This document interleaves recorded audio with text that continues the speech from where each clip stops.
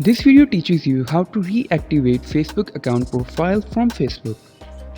Open Facebook, go to www.facebook.com in your computer's web browser. Enter your email address. In the email or phone text box, type in the email address that you used to log into Facebook.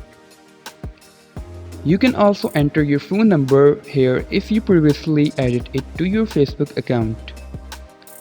Type in your password. Do so in the password text box. If you don't remember your password, you will need to reset it before you can continue. Click Login. It's a blue button to the right of the login section. Wait for your news feed to open. As long as your email address and password were correctly entered, Facebook should open up to your account like usual. Please like this video and subscribe our channel and click bell icon for more updates. Thanks for watching.